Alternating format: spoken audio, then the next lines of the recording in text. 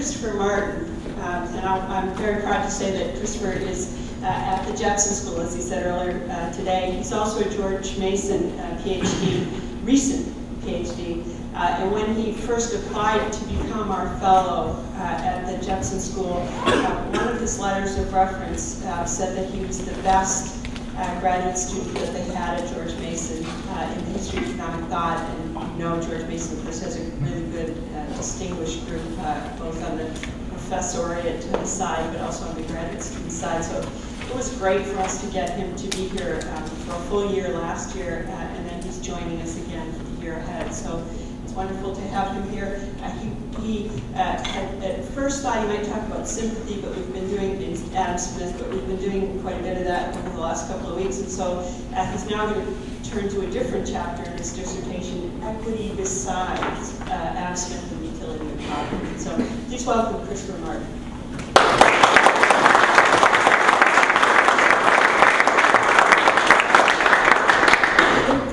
Thank you, Sandra, and I've loved the opportunity to be here at the Jepson School last year and have a chance to continue in this great community. I am, however, really anxious to have to be number 2 on the agenda after Professor presentations for lots of reasons. Among them, I noticed, Professor, that you did not even turn the page of your notes. You delivered that discourse purely out of the richness of your own mind, so that was wonderful. But I was mentioning to David Levy last night that I felt quite nervous, and he tried to reassure me, and he said, Chris, don't worry, this group is quite collegial, it's very constructive, and in fact, one of the advantages of the group is that you can say foolish things at low cost. And so I was reassured by this. Only later did I think there was a potential sort of backhand. Sure, it was unintended. But I feel very privileged to get a chance to address you this morning, and I plan to use your time well. I also feel that I'll benefit a lot from your feedback and comments on this paper, which is a work in progress. And so I would like to sort of use the time so that I'll present for about 50 to 55 minutes, and then we'll reserve the remainder of the time for questions. But all the same, if you have an urgent sort of point of order or of information in the midst of my talk, please just sort of get my attention, and we can certainly engage in that. So I'd like to begin just by reviewing some famous words from the Wealth of Nations that we're all familiar with. Probably almost memorized. I love these words. I'm not going to read all of it, it's here on the screen, but I will read the parts that I have bolded. No society can surely be flourishing and happy of which the far greater part of the members are poor and miserable. It is but equity besides that they who feed, clothe, and lodge the whole body of the people should have such a share of the produce of their own labor as to be themselves tolerably well fed, clothed, and lodged. Essentially, my argument here is a gloss or commentary on these words, or giving them a context. So what I want to try to argue today is that Smith was responding to a definite body of thought here, a definite body of thought that was adverse to what he's saying. That much is not controversial, that's pretty well documented. I want to extend that, though, a little bit and say that what Smith is doing with these words here and other parts of the Wealth of Nations is attacking not just technical claims about labor supply, but also some basic assumptions, or I should say presumptions, about the place of laborers in the social order, and that Smith is subverting those assumptions in a way that's friendly to workers. Although, an important caveat, he doesn't do it in quite as open or overt a way as you might expect, given the totality of his argument. So he's a little cagey and a little strategic. I'm going to explore why I think that might be the case. So just now to begin to develop this idea in more depth. When students first read these words in an introductory course, they probably don't find them to be that extraordinary. They read it and say, yeah, of course, society's happiness depends on the happiness of everyone in it, and yeah, it seems kind of fair that people should get a good pay for their efforts. Nothing controversial.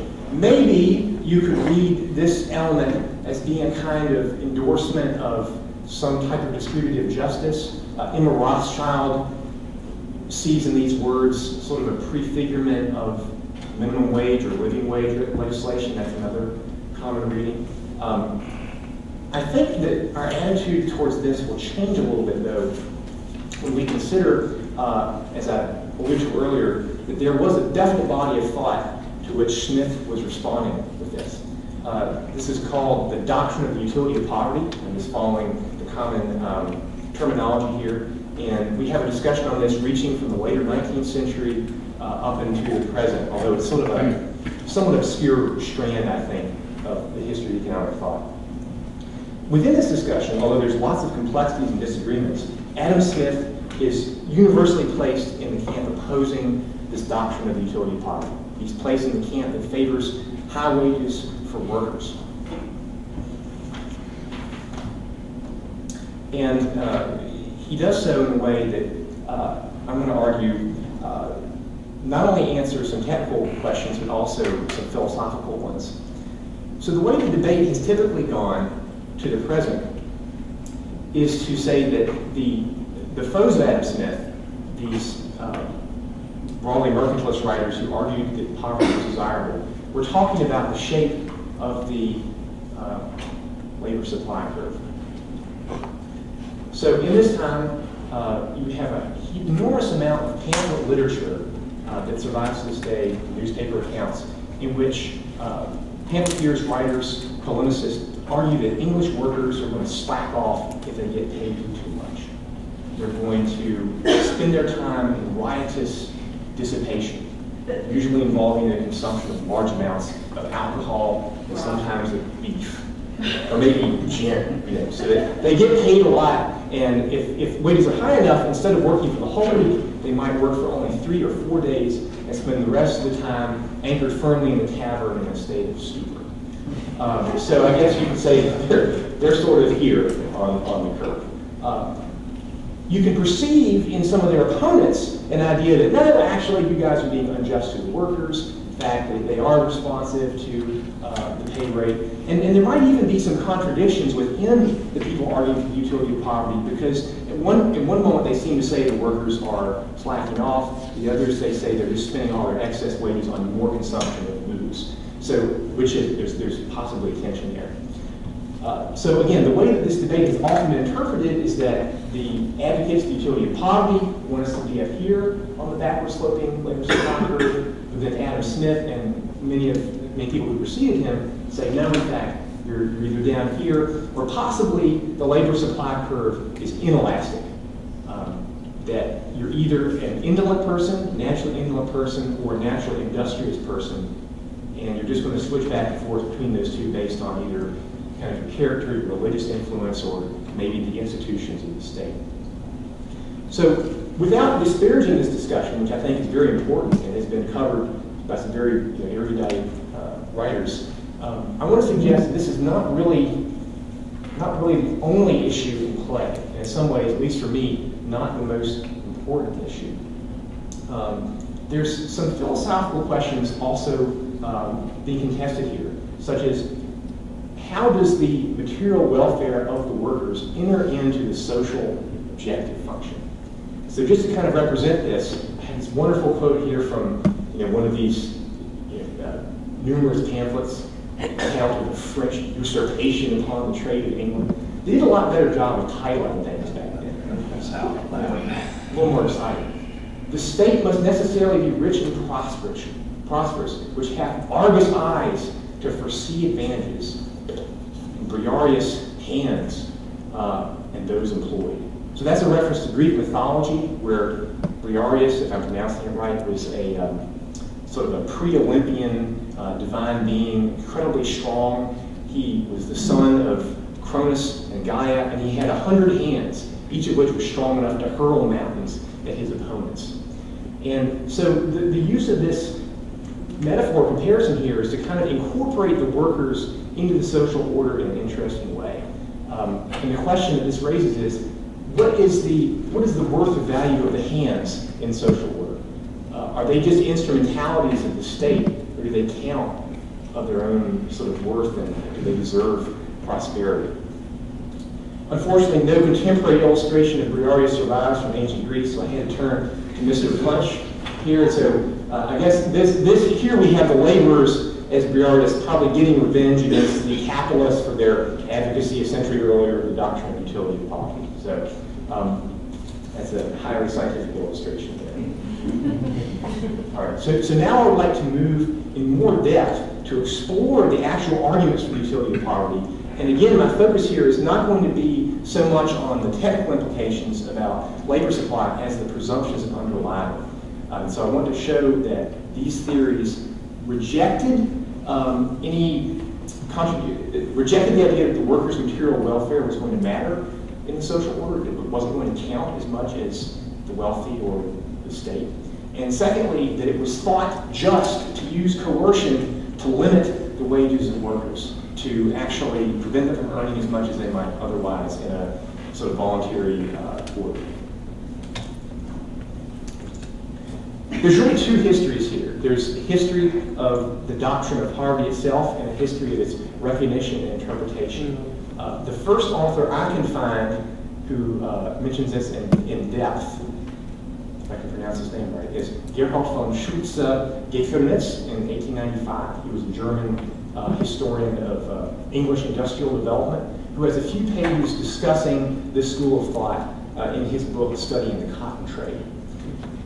The main author, though, in this space is Edward Furness in his book in 1920, The Position of the Laborer in a System of Nationalism, a study in the labor theories of the later English mercantilists.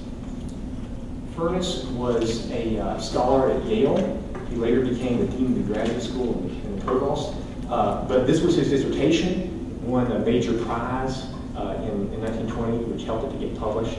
So I feel a little bit, if ever I get a little egoistic, I just think that Furness wrote this fabulous book when he was, tenured excited today.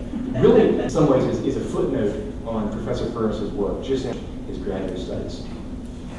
Let me just preemptively say something about my use of the term mercantilism. I know that's a contested term. I'm not trying to rub anyone the wrong way here by using it loosely. I'm using it purely as Edgar Furness did. So if you want to, you can put a sub-EF against my use of it in the presentation. And he defined mercantilism according to two differentia. First, a belief in the national importance of laborers for national prosperity. And secondly, a belief in the positive balance of trade as the objective of policy, or at least a objective of policy. And the corollary of this interest in the mercantilist was that a possibility existed that there could be a disjoint between aggregate prosperity and the prosperity of the constituent individuals in the social order. So, in other words, the workers could be poor, whereas the state could be rich. And the most salient and obvious way in which this could happen would be if, due to superior exports, the state was able to have a positive balance of trade and get a specie inflow and raise the stocks of precious metals. Even though I know there's a dispute over how naive the mercantilists actually were about this, that was the goal of policy, even if they had some pseudo-sophisticated proto-Keynesian reasons for wanting to get that specie inflow. There was an implication drawn from this interest for the utility of poverty, for the idea that low wages for workers might be desirable. And there are two main groups of arguments here. The first, and these are just my own terms for convenience, what I'm calling the incentive argument, and the second, the wages cost argument. So the incentive argument being oriented more towards worker effort, and the wages cost argument being oriented more towards exports and balance of trade. So what I want to do now is explore these arguments in more depth and show how they made these presumptions that I outlined earlier about the workers. So first, the incentive argument.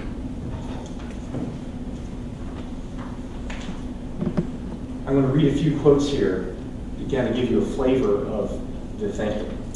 Thomas Manley in 1669 said, "The men have just so much the more to spend in tipple, and remain now poorer than when their wages were less. They work so much the fewer days by how much the more they exact in their wages." Which is actually already an interesting choice of words, where you say that they exact wages as if it's somehow an illegitimate thing. The same mentality shows up more than a century later in Arthur Young's Eastern Tour, commentary on agricultural practices, where he says that it is remarkable that those men and their families who earn but 6 shillings a week are much happier and better off than those who earn 2 or 3 shillings extraordinary, for such extra earnings are mostly spent at the alehouse or in idleness, which prejudices their following work. This is precisely the same effect that has been found when the price of provisions is cheap. It results from the same cause. And later he says, everyone but an idiot knows that the lower classes must be kept poor, or they will never be industrious. And the idiot is actually spelled with an E, Arthur Young. So you have some interesting 18th century spelling. Even David Hume, who in other ways is an advocate of a more humane attitude towards inverters, seemed to believe that the poor worked harder and really lived better in years of moderate scarcity, that is, of high prices of provisions, of lower real wages, than they did when food was cheap, which only encouraged them to idleness and to riot. Apologies to disturb, what is a tipple? Oh, it's booze, liquor, spirits. You're tippling, you're drinking, yes. So the connection then was drawn to the idea that wages ought to be limited in order to encourage effort in a way that now to us seems fairly illiberal and paternalist. Thus, Sir William Petty in 1662 justified the poor laws because we think it, quote, just to limit the wages of the poor so as they can lay up nothing of their impotency and want of work, close quotes. So therefore, since you're going to do that, then you have to have the system of poor relief to prevent people from dying in their old age. Elsewhere, Petty drove home the point that the law that appoints wages, which we'll discuss a bit later, should allow the laborer but just wherewithal to live. For if you allow double, then he works but half as much as he could have done. Elasticity of labor equals. Which is a loss to the public of so much labor. So again, the collective assumptions that underlie these discussions. I waited to bring up Mandeville until I'd soften you guys up. But here's Mandeville. Infamously says in his essay on charity schools, in a free nation where slaves are not allowed, the surest wealth consists in a number of laborious poor.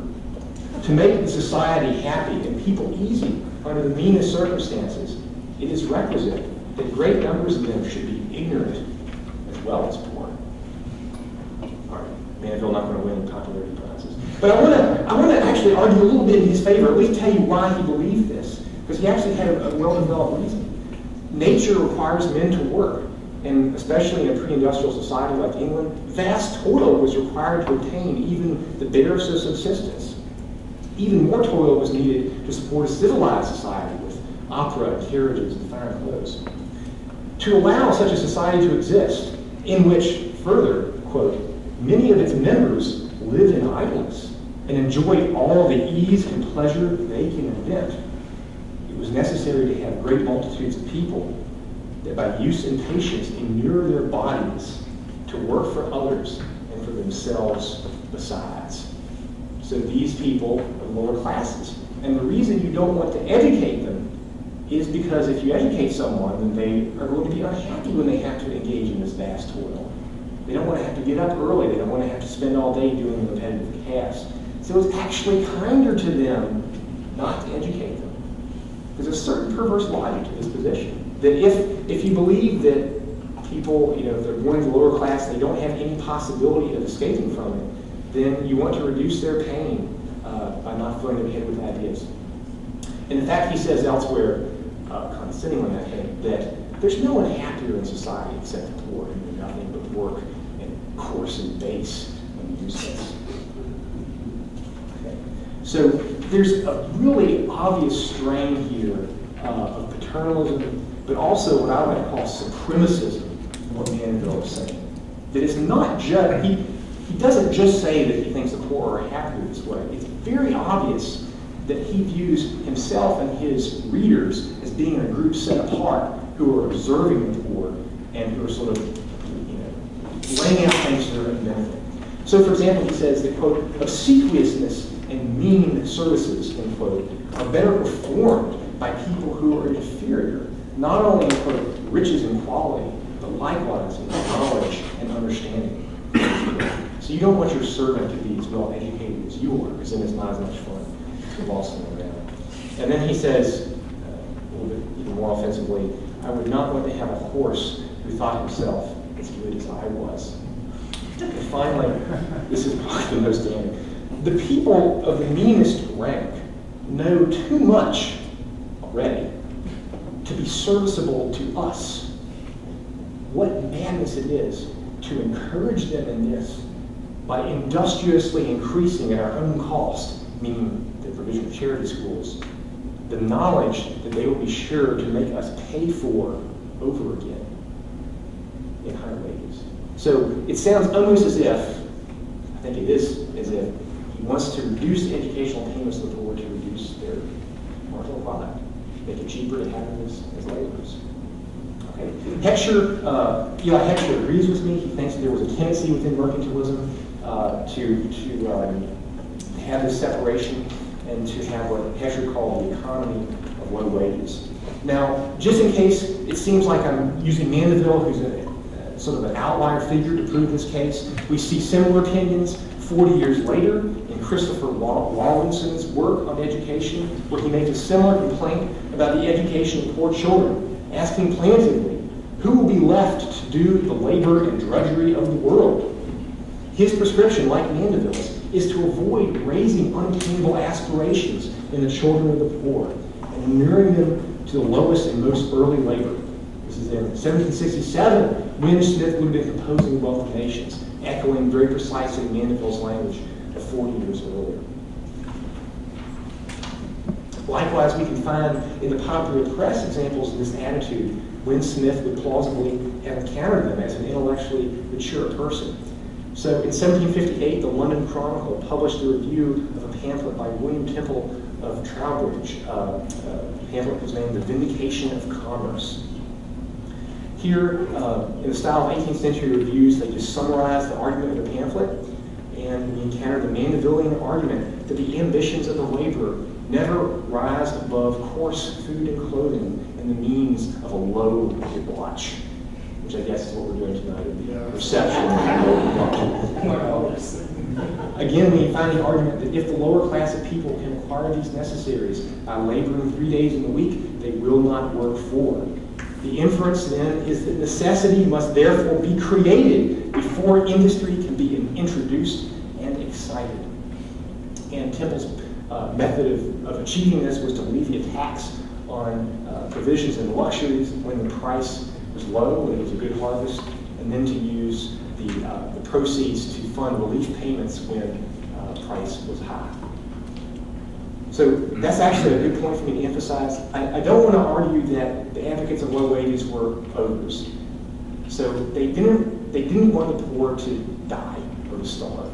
In some cases, they even want them to have a decent standard of living, but not to exceed a certain point, and not to be governed by the workers themselves, but for their material welfare to be sort of governed on their behalf, either by the state or their employers, or in this case, these smart economic writers who are going to think about it. So he doesn't want to tax the provisions to use it to build a fleet or to build mansions for the poor. He wants to use it for a relief system, but it's still paternalist, and it still involves the idea that the workers' wages should never exceed a certain amount.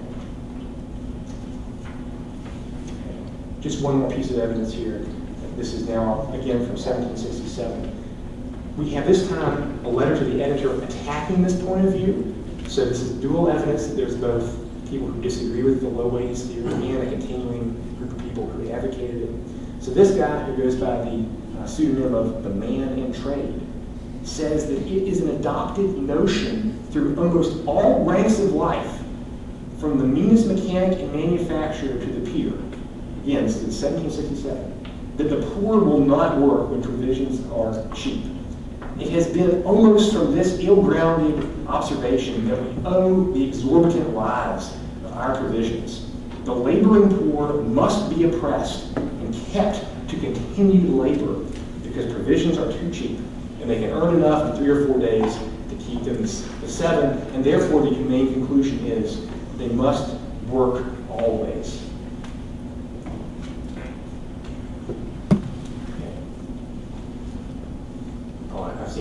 skipped on.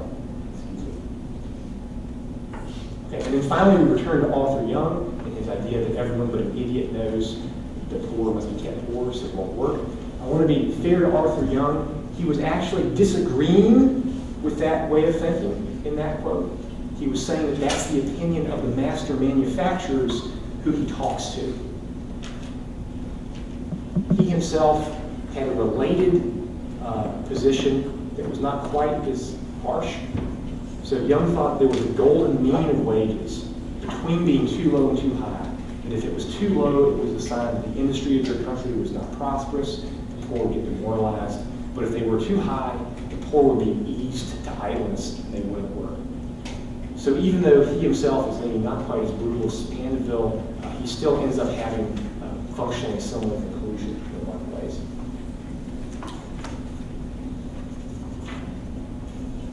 Just check my time. Okay. The advocacy of this point of view didn't end even with Smith. So Heckscher reports that in the 1780s on the continent, a Lyon manufacturer counsels his fellow businessmen that the workers must never become rich or else their industriousness will decrease. They will become particular in their choice of work, in the matter of wages. If necessity ceases to compel the worker to rest content with the wages offered to him, if he is able to free himself from this kind of slavery, he employs his time to form an association, meaning a union. So the manufacturers of Lyon should therefore keep so strict a hold on the worker that he must always work. And there's comparably kind of shocking proposals that are circulating in England in the 1760s and the 1770s to reintroduce the system of King Alfred into England, in which there's mutual responsibility of the lower classes, and people are tied not just to parishes, but to hundreds, and even smaller unit of local government administration, subjecting them to a regimented control of their lives so that they will work constantly. So it's almost a sort of a dictatorship. All right. The wages cost argument reaches similar conclusions. So again, this is just a very simple way of reasoning that since the largest component of the price of exports comes from labor input, then if we can reduce that, then our exports will be cheaper. So there's no idea of unit labor costs, or I said there is one, but it's among the opponents of the low wages doctrine. But if you have a more unsophisticated way of thinking, then you get to this. If you have cheap exports, you're going to increase your market share. Conversely, if you have expensive exports, then the French and the Spanish and the Dutch are going to undersell you. So Thomas Manley blamed high wages for falling exports in the 17th century. And then almost 100 years later, Isaiah Tucker argued that the value of manufacturers in every country depends very much on the price of labor. And that country will carry on the greatest trade whose manufacturers, ceteris paribus, are the cheapest. So again, it was only a short step from a theory like this to get to the low wages prescription. And here there's a little bit of complexity based on what one's theory of wages was. So if you thought that wages were determined by the cost of bare physiological subsistence, just what it was, sort of efficiency wages kind of a notion, then the policy prescription would actually be that you would want to increase production of grain and lower the price of food, because then wages could be less and you could increase your market share. So that sort of came to a semi-humane conclusion, although the worker's real wage target is still a fixed one. You're just trying to move the input cost of the goods. Right? So Jacob Van der Linde is an example of this attitude in 1734. The rates of labor are always settled and constituted of the price of victuals and drink. And he wanted to plow up new land and stop having a bounty on the export of grain so you could lower the price of grain. The wages cost idea, though, had harsher implications if the subsistence cost was thought to be psychological. So if the workers begin to want to consume luxuries, and they begin to incorporate those luxuries into the minimum wage demands that they can make, then you would suffer all the negative consequences of falling export share. So this is why you have the rather extraordinary language you encounter in these 18th century writers in which they denounce the custom of tea drinking. That's typical. It is typical of a weaker kind, I guess. If you go into any country cottage in the morning, you will find inhabitants not breakfasting nobly on oatmeal and water or milk, but brewing cups of tea. And taking these tea breaks up to 2 or 3 times a day. So what would they think of England now? They would think it would be a horrible place. It hasn't been. This is all being recorded, you know. Author Young comments that the cost to a working family of keeping themselves in tea is almost half the cost of purchasing bread. So let's get rid of this habit that we can decrease wages by half. The working people also consume and purchase ribbons, ruffles, silks, and other slight foreign things that come dear and do but little service. So here is a direct quote from Thomas Alcock in 1752. So Smith has just taken up his post in Glasgow. Have not extravagances in these articles contributed greatly to make labor and servants' wages run so high? And yet the servants and laborers are not a jot the better or richer. A sumptuary law will be of service to the poor themselves as well as to the nation in general. So again, we have this idea that we want to control laborers for the good of the country. Some people felt that you could lower the price of labor by increasing foreign immigration. So an anonymous writer in the 1760s said that labor ought to be beaten down in England by the introduction of foreigners, which is an interesting choice of words. And that this would be a more practical way of reducing real wages than trying to suppress nominal pay. This is a natural entree for me to move now beyond the theory of low wages to the ideas in which people, or the ways in which people wanted to put it into practice. So immigration is one way. There were others. And again, nothing of what I'm saying, this is not an original discovery. It's just, we're trying to arbitrage the existing historical scholarship so we can see this stuff in a new light. So the utility of poverty now in practice. You might want to try to reduce the price of, to reduce real wages by increasing the price of food. Because in times of dearth, labor being better performed becomes, in fact, considerably cheaper. William Temple, 1770. So a sort of bizarre way unit labor cost is entering into this idea, except that in this case you want pay to be low. A century earlier, John Houghton favored an export bounty on wheat whenever its price fell below 5 shillings a bushel, as well as an increased excise tax on beer and spirits. The reasoning was that dearness, industry, and plenty would lead the workers to increase their effort. It would oblige them to more industry, whereby they, the manufacturers, will procure more product to sell cheaply.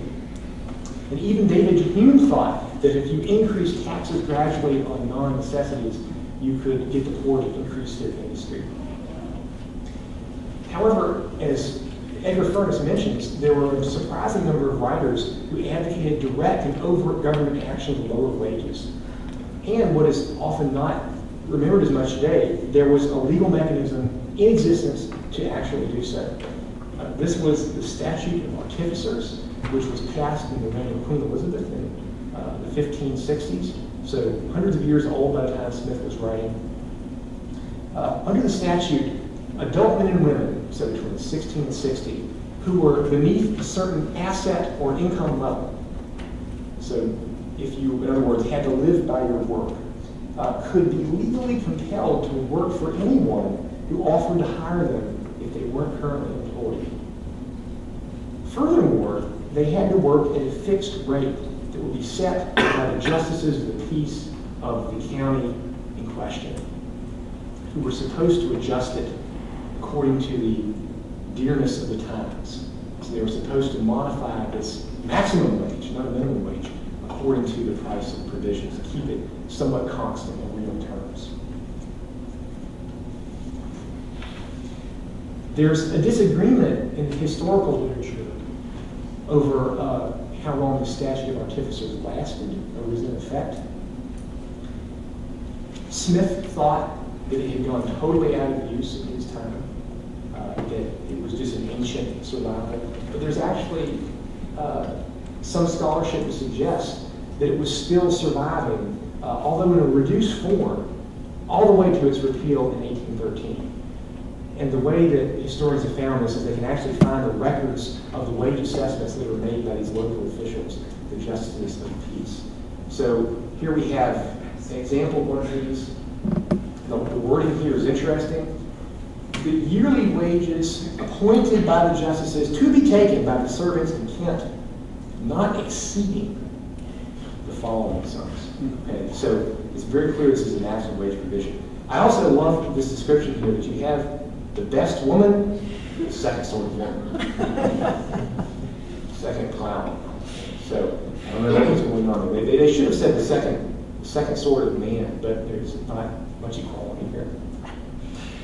So we can see the effect of the statute of artificers in economic thought in a proposal such as William Allen's in 1732, in which he makes an initially confusing policy recommendation. First he complains that servants' wages are much too high.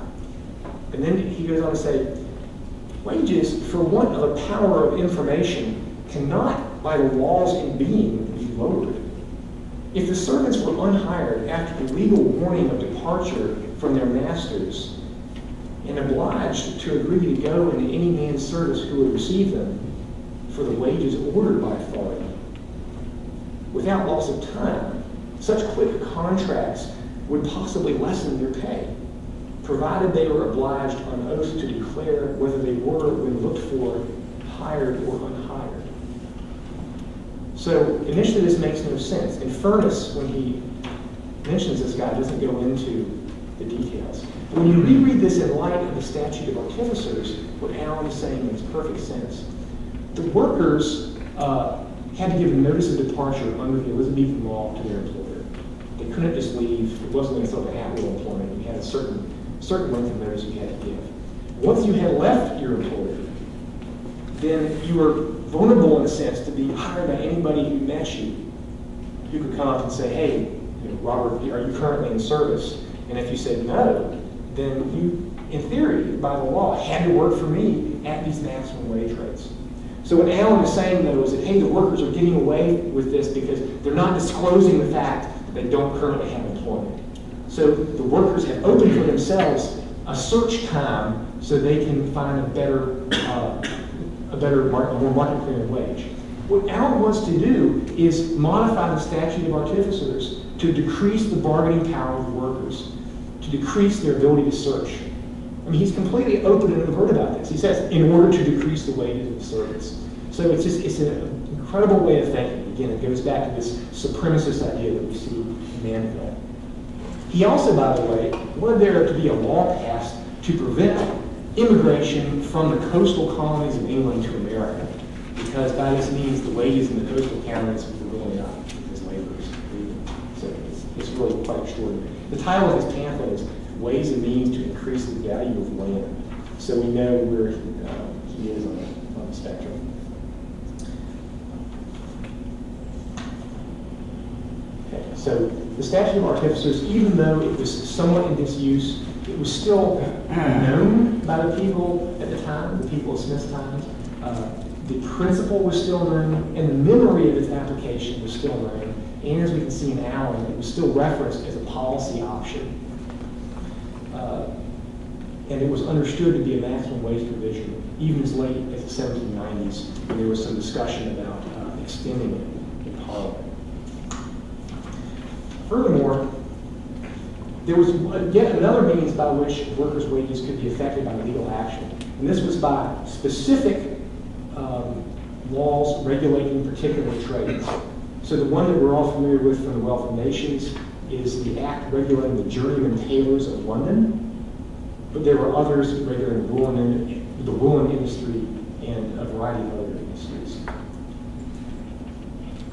And this is what leads Smith to say that councillors of Parliament, whenever they regulate labor relations, the councillors are always the masters. And I think I'm running a little low on time here, so I'm going to move quickly over this. In the late 1760s, it became known that the journeyman tailors of London, who were the sort of the independent workmen, were evading previous laws that set maximum wages by locating themselves out in the London suburbs, where the law regulating them didn't reach. It was originally confined just to the central city. So this was kind of an unacceptable situation, and the master tailors petitioned Parliament to say that the journeymen are not only they're traveling outside the central city, but they're entering into combinations, compelling each other not only to insist upon unreasonable prices, but also to work fewer hours in the day than usual. And they're also using their arts to seduce and corrupt others into the same practice, setting an ill precedent. And so the legislation that resulted within about 2 months, so it was incredibly fast when this regulation was promulgated. Workers, suddenly the London regulations extended 5 miles out of the country. So take that there. Transaction costs has been raised under attempts to evade the regulation. And anyone who employed master tailors or journeymen for the purpose of evading this regulation would be fined £500. So a staggering amount of money in that time. These guys were serious. So what did Smith and his predecessors think about all this? I was telling myself so carefully that I see, okay, I have 12 minutes. So the low-wage school didn't have things all their own way. There are a lot of folks who argued against them, both in terms of the shape of the labor supply curve and attacking the presumption that the workers can sort of be shoved around for the good of the employers or for the state as a whole. So I'm just selecting 3 of the main ones here. So we have George Barclay, Bishop Barclay, David Hume, and then I believe it's John Wallace. So Barclay wrote a work, is this group is going to be what are called the Querist in 1735, which posed essentially leading questions about the state of British and Irish prosperity. Some of the questions make it clear Barclay is rejecting this idea that the country can be prosperous though the workers are poor. So he asks whether a people can be called poor where the common sort are well fed, clothed, and lodged. And he attacks incentive theory too when he says whether hearty food and warm clothing would not enable and encourage the lower sort to labor. So efficiency, wages. Whether the creating of wants be not the likeliest means to produce industry in people. Whether if our peasants were accustomed to eat beef and wear shoes, they would not be more industrious. And then finally, whether the way to make men industrious be not to let them taste the fruits of their industry, and whether the laboring ox should be muzzled. So this is a trope that is used a lot by the opponents of low wages, the biblical reference that thou shalt not muzzle the ox that is treading out the grain, that how wrong it is to prevent the workers from gaining the fruits of their own efforts. Berkeley had an open-ended idea of prosperity. He envisioned an Ireland that would have fine plantations, rich meadows, neat dwellings, and people well-fed and well-clad. And I think that we can see, in some ways, that Smith might have been inspired by these words. So here is Barclay's query number 2. So this is clear, it's very important in his book that he puts it on the first page. And just so I want to draw your attention, to this particular sequence of words, fed, clothed, and washed. And then now let's look at Smith, who reproduces the same sequence, not the exact tense or anything, but it's clearly inspired by Barclay. But notice how Smith has changed things around a little bit. So Barclay asks, sort of from the perspective of the country is rich, can a people be called poor if they're well-fed, clothed, and washed? Whereas Smith inverts it and said, can society be flourishing and happy if people are poor and miserable? So I think that the way Smith has phrased it is to be a more pointed attack on the advocates of low wages. Because so he's taking aim at that ideology there in the phrasing. Also, and this in a way is, I guess, a centerpiece of my argument, the addition of equity besides means that Smith is making another argument in addition to the humanistic or sort of utilitarian argument. He's not only saying that the workers' prosperity counts in the social order, but also that it's unjust to deprive them of the product of their own effort. So it's wrong in addition to the fact that it's lowering overall welfare. So I think that this is kind of an interesting contrast. We know that Smith owned a copy of the Querist in the catalog of Addison's library. He had the 1751 edition, so it's very likely that he would have read it. It would be interesting actually to see that copy if it still survives and see if it made any notes. I've got a specific question. What do you think Barclay meant by the top? Because I'm confused about that. Whether people could be called poor. What is he trying to say? Oh, I'm sorry. I think, and the format of the Querist is a little odd because you have to infer his meaning from the overall drift of the questions. But I think the point of it is that how can you have a disjoint between national wealth and individual wealth?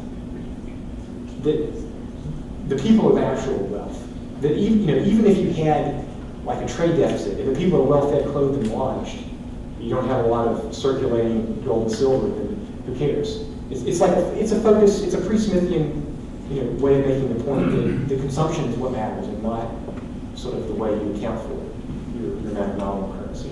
I think that's what it's saying, but I'm not a market scholar.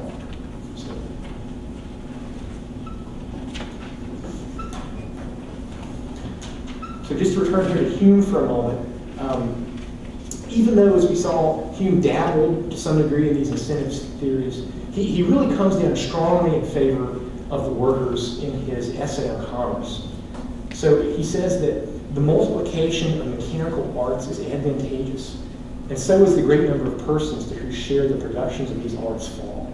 Every person ought to enjoy the fruits of his own labor in full possession of all the necessaries and many of the conveniences of life.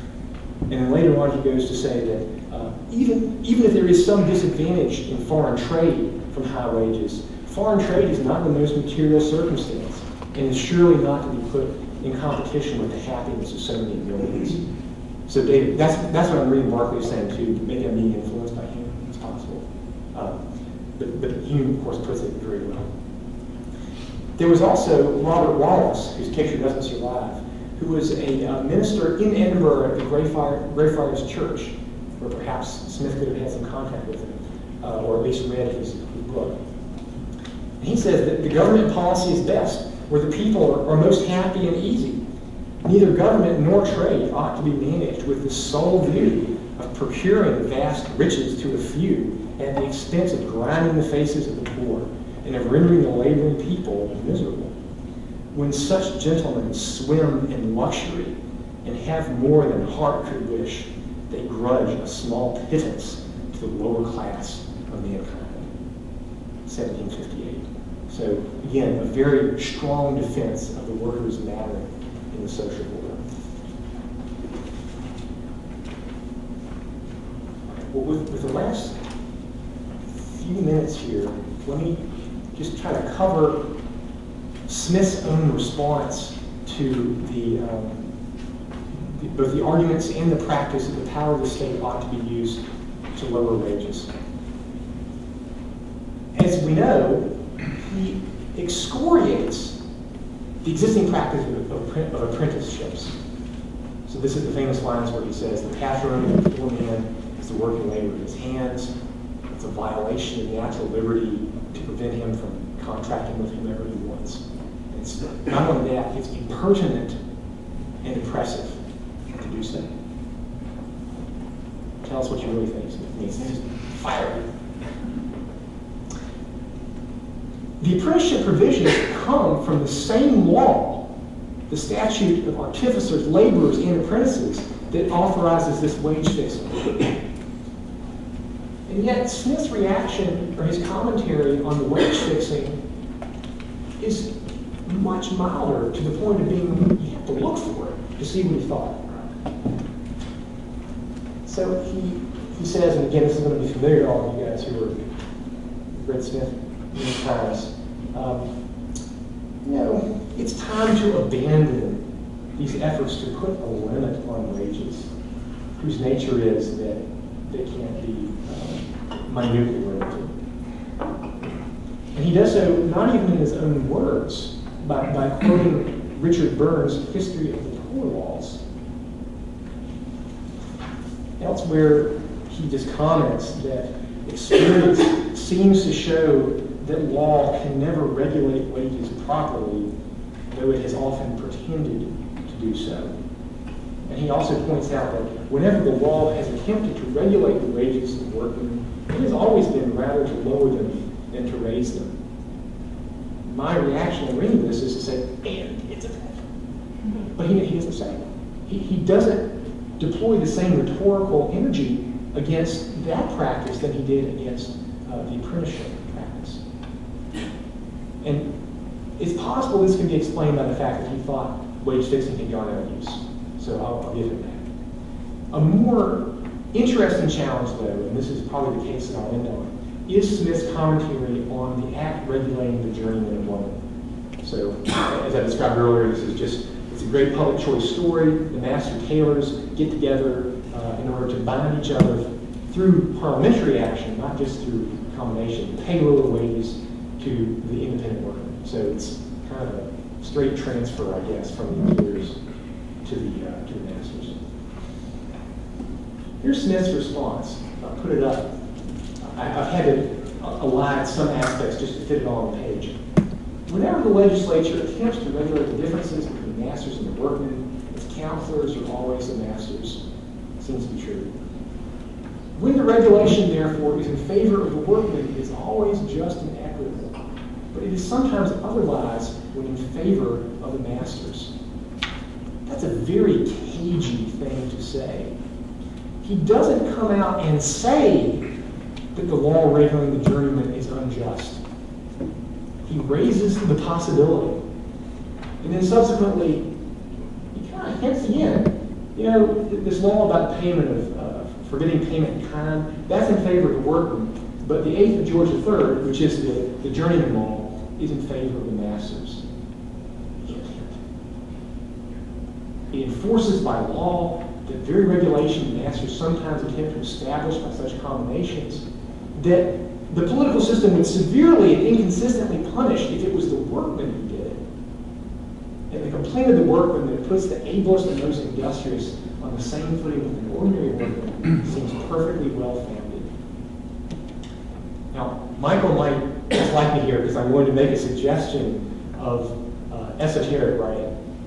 I don't want to put a lot of stock in this in general, but what I think is going on here, and I'm interested to know what your thoughts are, is that Smith really does think this is a terrible law.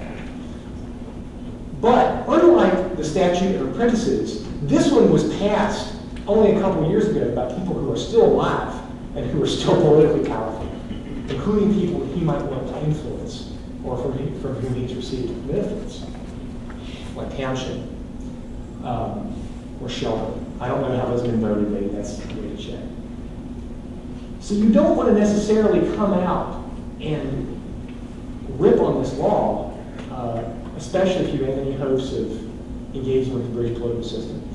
So instead, he writes this paragraph in an obviously cagey way that, if you read it carefully, is clearly going to insinuate that this is just a naked power grab by the masters and their parliamentary buddies against the journeyman tailors.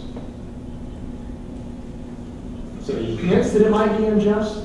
He reminds you that the law is in favor of the masters. He reminds you how inconsistent it is. And then he throws you off the track with this last sentence, which is kind of a weak argument that, oh yeah, you know, the only reason this is bad is because it puts the hardest working laborers on the same footing as the ordinary workers, the more independent workers, which is kind of a, pardon me, is kind of a brown-nosing argument, I think. It's not very strong. It happens to appear, though, in the actual petition that the journeyman tailors published about this law, that you can still find in the British press. So he quotes it almost precisely. I think in their case, it had the same rhetorical function, is to sort of, without making an overt challenge to the legitimacy of the political order, is advancing this argument that it's hard to say no to. Even if you're a master, it's hard to disagree with the fact that, oh, I don't want to reward these meritorious workers for working so hard for me. So I think this is a means of throwing his readers off the track. So just to conclude, Sandra, couple more minutes, okay.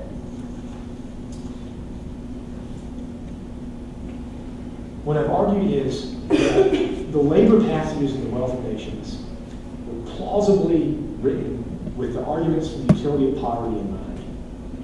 Obviously, we don't have a direct reference there, but the richness of the context, the fact that we know that if Smith had read the newspapers at all, he would have encountered such arguments. There are some references that he had read active advocates of the theory. So Matthew Decker, who is referenced in the discussion of export bounties, in the very work that Smith references, he advocates the low wages theory. So we know almost certainly that Smith had been aware of it. He has written his statements about labor in such a way that it's not just the shape of the labor supply curve that's at stake, even though he does make statements that says he believes in a conventional response function. He also attacks the philosophical presuppositions of the theory that workers don't count in the social order and that it's just to take action coercively against them to decrease their opportunities or to decrease their wages. But, as I've just tried to say in the last few minutes, he made this argument in a remarkably cagey and strategic way that is inconsistent with his language elsewhere with respect to both the statute of apprentices, or the apprentices' practices, and, which I didn't mention, the poor laws and the settlement law, which, as we know, he hated, and used similarly strong language about making it harder for a workman to cross a parish boundary than to cross an arm of the sea on a mountain. So where do we go with this? I have to say I'm a little disappointed in Smith for not being stronger in his condemnation of these measures. But I understand why he might have wanted to have been strategic. But I think that when we read The Wealth of Nations, if we have the utility of poverty in the back of our mind, we're going to have a richer understanding of what he was up to and have a richer understanding of his place in the evolution of economic thought with respect to the workers. So I think that's all I have to say in this discussion.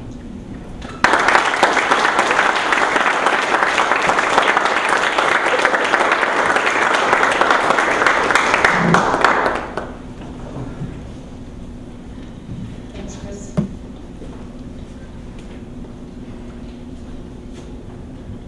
Jeffrey Young, St. Lawrence University. I really like the idea of trying to dig into Smith with respect to the question of equity in the distribution of income. And not so much concerned about whether absolute or relative at this point, but it's an area of Smith that's been ignored for years, and in fact thought not to have been there. And I think that the work that you're doing complements work that I've done and other people have done to try, you mentioned that Rothschild, for example, to try to bring this out of Smith. Just a comment more than a question in terms of maybe a suggestion as to where you might go with this. The use of the word equity there in that passage that you're quoting, of course, as you have in your title of your slide here, suggests that this is a matter of justice. And I believe the chapter on wages in Book 1 begins with this statement, something to the effect that wages are the recompense for labor. It's kind of, it looks like a fairly innocuous statement, but it I think has the earmarks, or bears the earmarks of the roots of Smith's price theory and distribution theory in the natural jurisprudence literature of the previous century, where discussions of prices and market activity are couched in terms of, or in the context of material armed justice and the organic property rights and contract and things like that. So I think it's sort of, it bears that imprint that he's coming from a perspective of justice, that in some sense, in a natural sense, that the laborers have a right to this. But the passage about equity besides suggests that right is in some sense a deeper right than just whatever the market wage happens to be in a competitive context. The bringing up the idea that it is a right reminds us of the distinction that Smith made between perfect and imperfect rights in his lectures in jurisprudence, which appear in the moral sentiments as the distinction between justice and benevolence. This is what he has to say there, and I think it's the basis of sort of the traditional view that ignores distributed issues in Smith, because the perfect rights are matters of justice, which the violation is a negative duty on the part of the individual not to harm other people, and if you do harm them, there's the punishment that arises, and recompense for laboring is in that context, it's a perfect right. But the imperfect rights are the rights of in the moral sentiments, are the rights of benevolence, which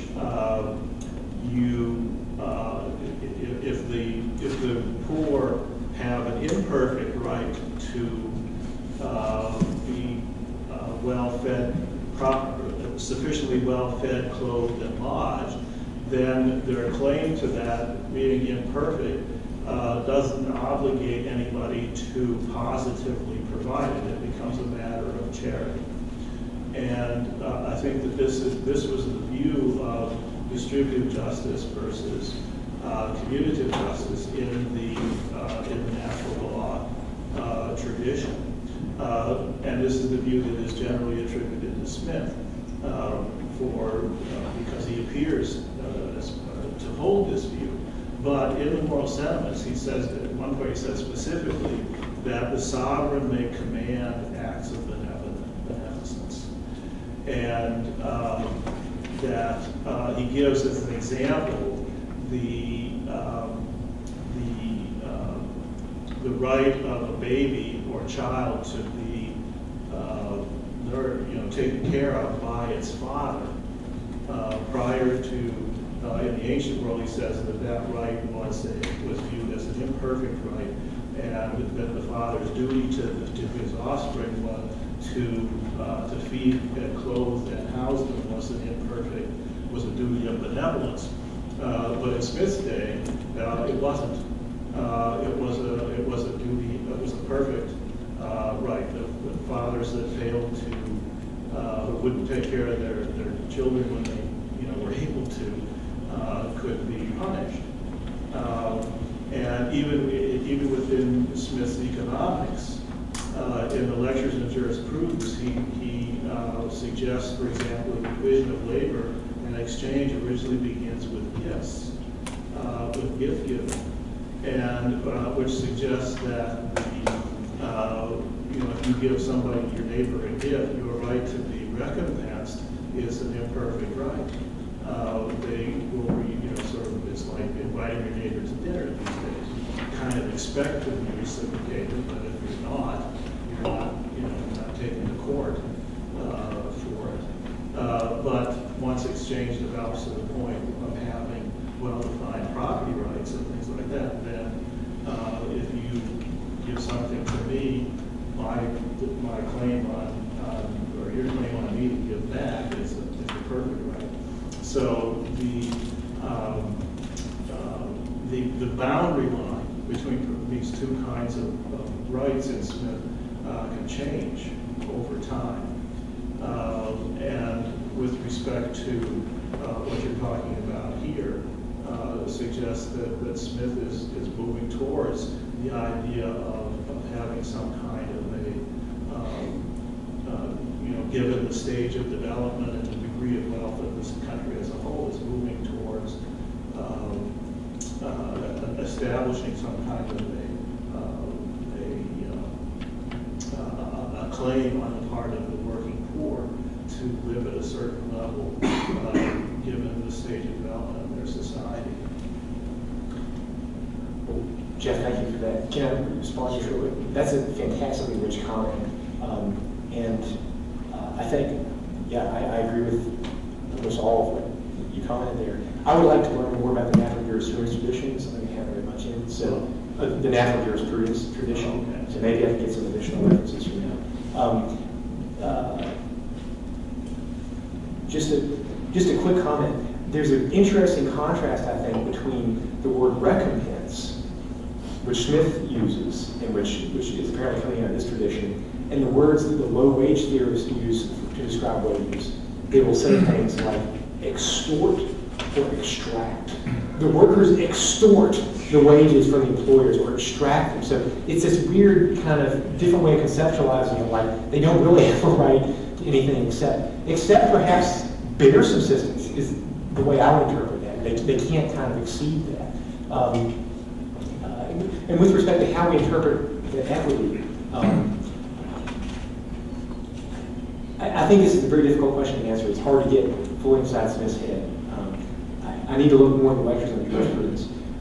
I would just observe that the sovereign command paragraph in Theory of Moral Sentiments has a qualifier on it that, Sandra, I've heard you point out before, which is the sovereign may command universal approbation. There's kind of this unanimity test that's put on it. And the examples that he uses, the parental sustenance, is sort of like proud obligations that we kind of, to me, it doesn't feel like a benediction on a central government effort. Although it is interesting that although Smith criticizes the law of settlements in the Wealth of Nations, he doesn't, to my knowledge, criticize the poor law provisions of sustenance themselves for supporting people in times of dearth or in times of unemployment. So I think that he is open to that kind of provision. You could have a local sustenance for people. I will remain agnostic on whether he thinks there should be some kind of intervention to raise wages. But certainly he believes that you ought not to intervene to beat people down below the market, the voluntary wage. But that seems obvious. Carlos Eduardo Supiniak. Thank you for your paper. At some point in the paper, you argued that, for your argument, the important thing is that these ideas about the utility of poverty were strong during Smith's lifetime in the late 18th century. I think you're absolutely right about that. And during your presentation at the beginning, you actually made a precautionary comment about the use of the word mercantilism. You said that actually you're talking about the furnace's sense of mercantilism.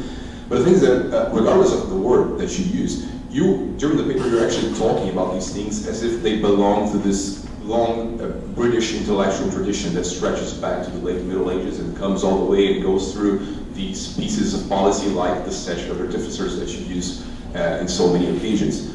And I think the use that you make of the statute actually illustrates the point I'm trying to make. When you're discussing that, then you enter into this question of what's the statute about, maximum wage or minimum wage? And I think the point is that the statute was actually about what the wage should be. It's precisely that wage. It's not less than that, it's not more than that, it's that point. Because the statute, the spirit of the statute, is to somehow provide for social stability in the British society. So that is the spirit. It's a completely different spirit from the point you're trying to make. And I think it's possible that the statute in the late 18th century was actually used in that sense of trying to somehow force wages down. But I think at the time the statute was made and how it was used during the first 100 years, 150 years of its existence, it's actually a statute, a piece of legislation that's trying to impose social stability. And not just through wages, but also through forcing people to stay in the trades in which they were trained for.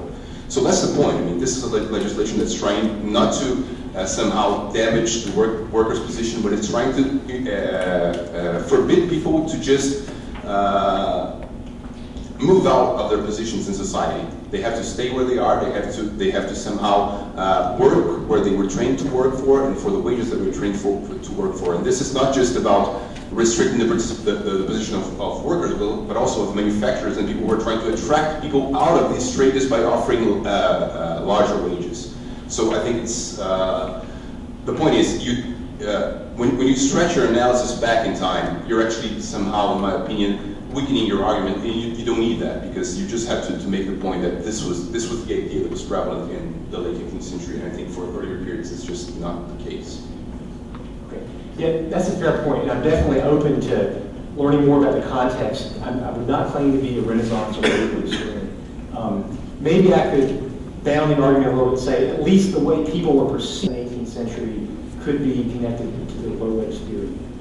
I would just like to say, though, at least as I read the statutes, and again, I'm not a historian of that period, the statute of laborers in the 14th century explicitly has language saying that the servants and the laborers are getting uppity and they're trying to ask too much for their labor. And the statute of artificers as well, even though it has language in the preamble saying we want to make sure the wages are correct and good for everyone, all the punishments are for exceeding the maximum wage allowed. There's no indication I can find that you would ever be punished for offering less. So I think you could, in fact, I think you are right that there's a social stability implication, but that's still kind of adverse to the workers' interest, to lock them down like that, and to prevent them from being able to either change their location, move into a different industry, or increase their wage rate above what could be gained voluntarily. So I don't think we're in disagreement, but I would just kind of put more emphasis on the supremacist effect of these pre-modern statutes. But I'd like to talk more about this. Jonathan White, University of Richmond. Chris, I really liked your paper, really well done. And thanks to Jeff and others for their great comments too. I have a little more benign interpretation of why Smith didn't jump into that critique the way, so I have a slightly different view than you. Smith was an incrementalist, and even though he favored free trade and so on, he always said we never should go to free trade right away, we should always go incrementally, because there is a justice concern for the people who make investments based on existing law. So if the existing law on labor is a certain way, people will have made investments, and Smith doesn't want to overturn all of that indiscriminately. And that leads me into my question for you, which is about the Supreme Court, not indiscriminately overturning law. And you know, Smith was worried about subsistence and people being fed and clothed and housed. And he also thought that subsistence was clearly culturally determined by the time and place, so that a linen shirt was obligatory for subsistence in England at the time he was writing. So couldn't you make a pretty strong argument with everything you've been saying, looking at those passages from Smith, that at this time and place, given the state of our economy and the flourishing of our economy, that subsistence includes some amount of health care? And that's what it would mean to be living as a workman in today's age.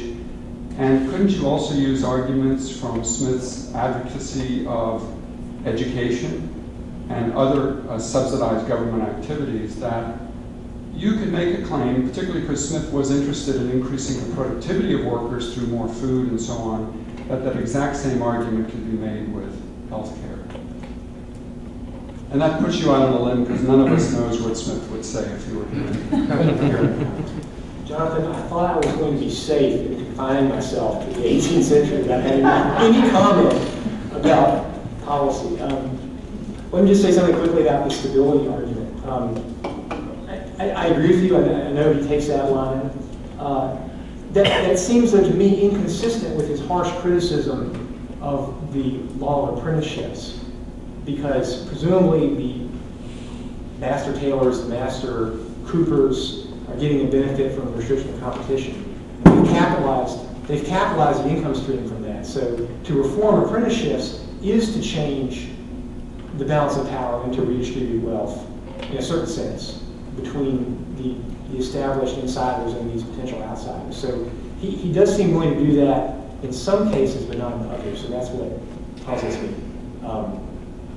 Okay, so now onto the trap about healthcare. I don't know. I think we can wrap ourselves around the axle trying to sort of read into Smith our contemporary concerns.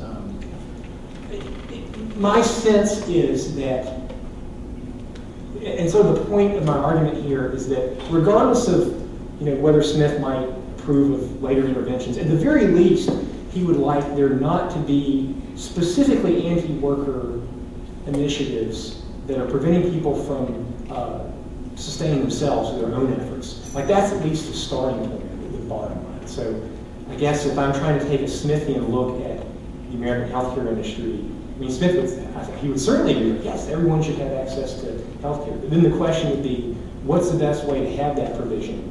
Could we do we achieve it through either a single payer system or the current strange hodgepodge that we have and we're going to, or could we introduce ways for people to achieve these things through voluntary means? Hi, Trey Dudley, George Mason University, right here. Oh, I'm sorry. I'm speakers. I have a little bit more benign question.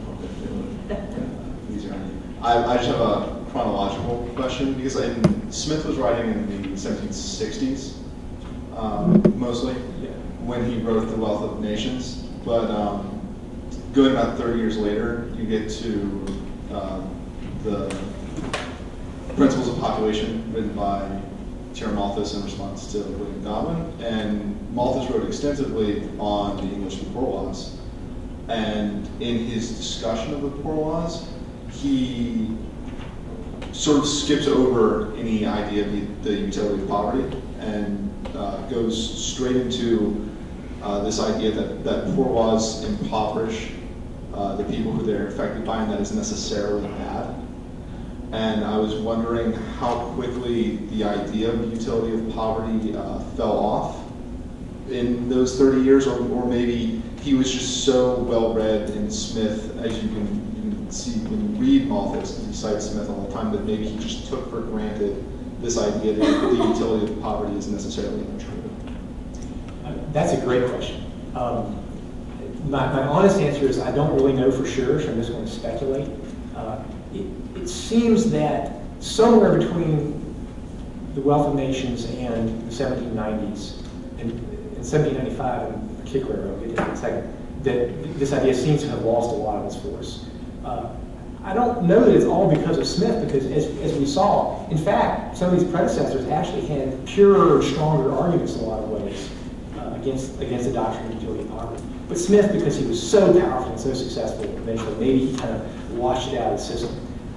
And that's a great comment you make about Malthus. Sort of to corroborate what you're saying, there was a debate in 1795-96 in Parliament about essentially a minimum wage measure, which was going to extend the statute of artificers to give the justices of peace power to set a floor as well as a maximum. So they were arguing about this. And in that debate, at least overtly, at least in what is recorded in the parliamentary history, no one says anything about it being good that the workers aren't earning a lot.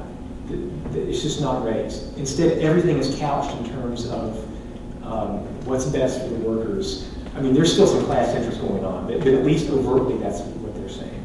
Now, an explanation could just be that they were having a grain famine at the time. Real wages, if I remember economic history, are trending down a little bit. So it could just be the circumstances have changed, they're closer to subsistence.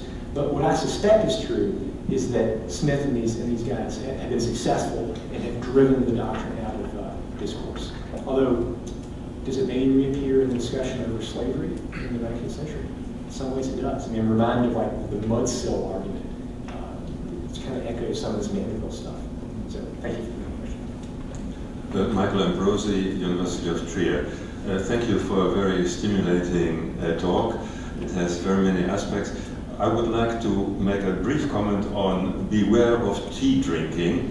That really was a very important point. I remember a book by a guy of the name Seagrave about the Sung dynasty. It deals with the 19th, mostly with the 20th century, but it describes the relation between England and China, and it was indeed that the British bought too much tea. They had to pay with silver. They ran short of silver, so they forced the opium trade on the Chinese. So it was a very, very important point.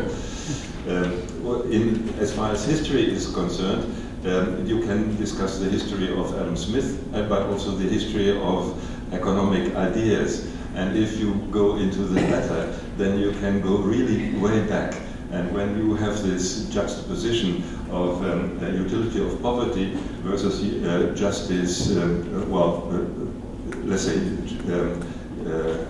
utility of poverty, you have very interesting passages in Aristophanes, Plutus. There, poverty is personified, and she advertises for her existence. And maybe that is a nice relation. The other thing is this juxtaposition of utility of poverty and justice for workers.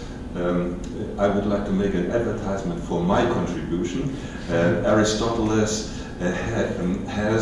a justification for maintaining a certain level of living for the poorer. I will say that his position is the rich may become relatively rich, but the poor must not become absolutely poor.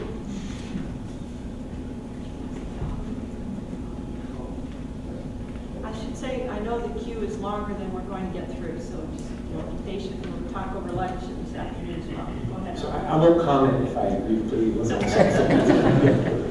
My name is Adi Khan. I'm from Johns Hopkins. I believe I must have slept off. I forgot if this utility of poverty is your phrase or you took it from the president. This is what Edgar Furness uses, I see. and I think it's not used everywhere, but in most of the subsequent discussion in the 20th century, it's used. Yes. Then I have a small comment. While you were talking, I found it also very stimulating.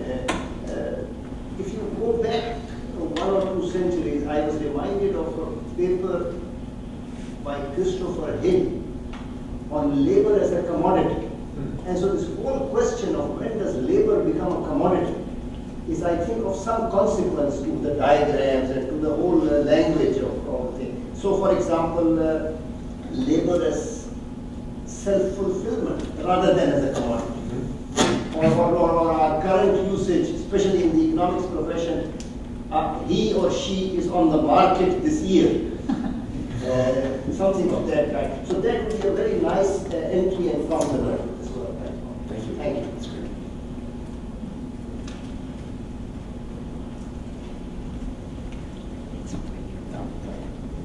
Yeah, hey, Dave Bratt. I have a question on a less benign question. You said you didn't want to get up to the 20th century, but along the way, as you were comparing Smith's statements with the mercantilists, you inserted a few boos and hisses opportunities for us to say, ooh, that's bad.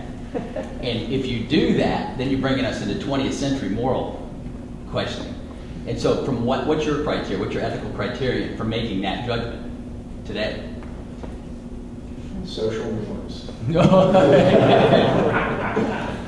I couldn't resist the boos and hisses. It's just the material is too rich. I'll try to kind of restrain it in the future, though. No, I like it, but I just want to know what it is. Is it Aristotle or who is it? Well, I think that you can get there from a lot of different directions. It could be utilitarian, theological, just libertarian, lots of ways. Modern liberal. Please everybody.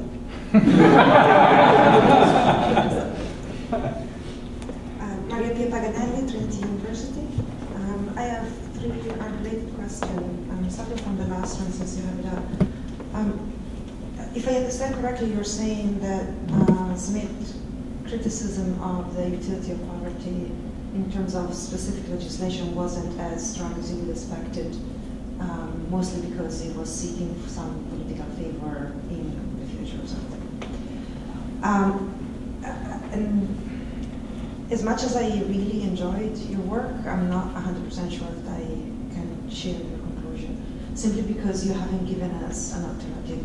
You haven't given us an alternative explanation. And in particular, what I'm thinking of, I can criticize some laws because they are actually implemented and they have an effect on society right now. But if there is a bad law that is implemented weekly, or if it doesn't have that much of an effect, or is not as strongly affecting society, then in a sense I'm happier to close my eyes. And I'm saying this given Smith's comment on the effects of higher wages on workers, right?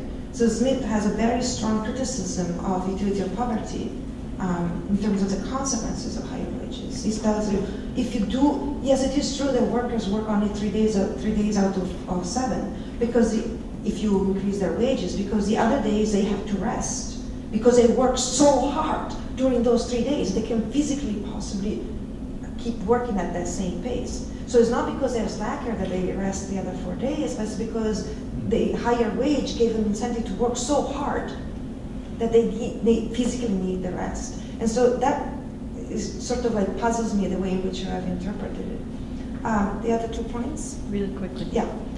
One is the parallels between Berkeley and Smith that you made on the basis of lodge, clothes, and food, something like being fed, clothed, and fed, and lodged. Are they the only 2 that they use those 3 words? So to make that parallel, to say, well, Smith read Berkeley, and I'm saying this because 3 words are used, before making that claim, I would encourage you to see whether it's not like food and lodging that we use today, that like you just use in a common way, and it happened that by accident that both of them had. And the third comment that I would like to mention is your reading of David Hume. I agree 100% that Hume favors can be put in the same category as Berkeley in terms of his essay on commerce. But on the other hand, he also makes very strong claims about having low wages as a good thing for a country because it does increase export. Do I have time to just quickly? 1 minute. Oh, so these are great challenges, right? To think about some of them. With respect to your first point, I think your argument explains the silence or his not engaging on the statute of artificers, but it doesn't explain so much the artfulness of this passage on the journey tables, which I think it seems logical that he is engaging in some obfuscation there. Second point, I don't think I really disagree. I don't see disagreement there. Smith is using the need to rest to justify high wages. So he's saying, here's a rationale. So he's endorsing it. The 3 words about the parallel with Aquinas, fair enough, it is kind of a reach. But I do think it's obvious he read the book. I mean, unless he just had it sitting on his shelf, it was a very popular book. And he's a knowledgeable guy, so was he responding to it specifically? You're right, I can't prove it. But I think it's at least possible he was responding to the tendency of thought there. And it seems legitimate to compare the 2 points, even if he didn't literally have it in front of him when he was writing those lines. If we still have the book, just go to the library and check if there is anything like a pencil straw. I mean, that's stupid. You're right. That's exactly the thing to do. And there you got. Good idea. Okay. Yes. Put it on the table. One more minute. And the final thing, the Hume. I want to talk to you more about that because I'm not a Hume scholar. You are. So. Thanks very much for.